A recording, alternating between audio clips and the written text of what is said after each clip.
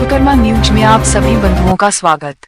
अभी कुछ दिन पूर्व ही 14 जुलाई को विश्वकर्मा वंशी संत शिरोमणि स्वामी कल्याण देव जी महाराज की पुण्यतिथि थी।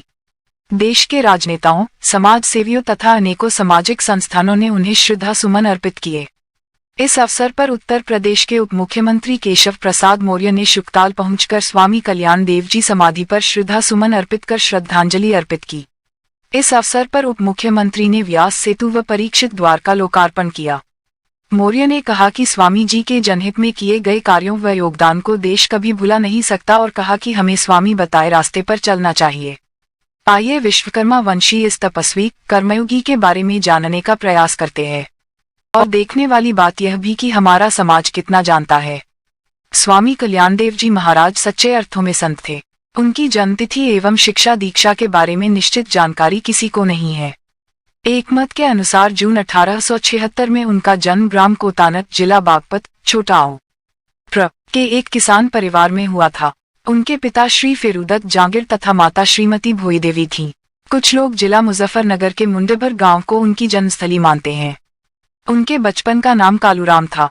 धार्मिक प्रवृत्ति के होने के कारण 10 साल की अवस्था में उन्होंने घर छोड़ दिया था। 1900 में ऋषिकेश में स्वामी पूर्णदेव जी से दीक्षा लेकर वे हिमालय में तप एवं अध्ययन करने चले गए। 1902 में राजस्थान में खेतड़ी नरेश के बगीचे में स्वामी विवेकानंद से उनकी भेंट हुई। विवेकानंद ने उन्हें पूजा पाठ के बदले निर्धनों की सेवा हेतु प्रेरित किया। इससे कल्याण देव जी के जीवन की दिशा बदल गई।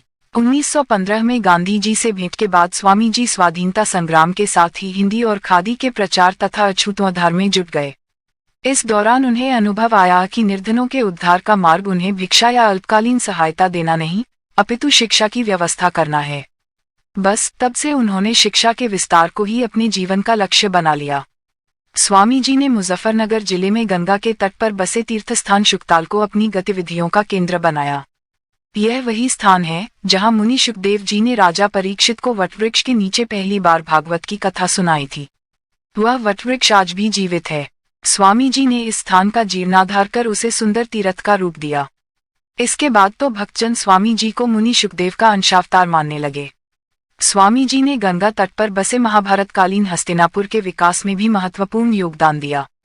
सरलता और सादगी की प्रतिमूर्ति स्वामी जी का प्रेम एवं आशीर्वाद जिसे भी मिला वही धन्य हो गया।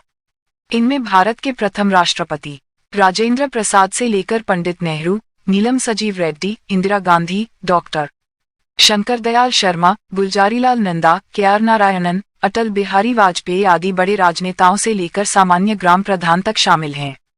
स्वामी कल्याण देव जी सबसे समान भाव से मिलते थे। स्वामी जी ने अपने जीवन काल में 300 से भी अधिक शिक्षा संस्थाओं की स्थापना की। वे सदा खादी के मोटे भगवा वस्त्र ही पहनते थे।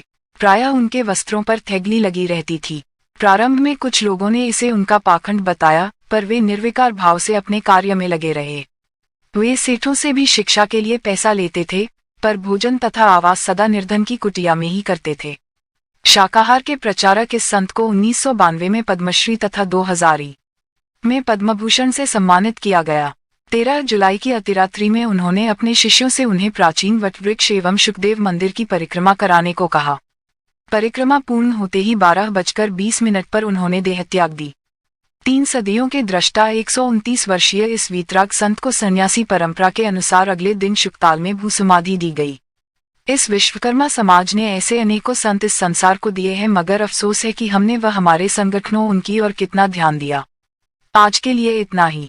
ताज़ा सामाजिक समाचारों के लिए देखते रहे विश्वकर्मा न्यूज। जय विश्वकर्मा, जय भारत।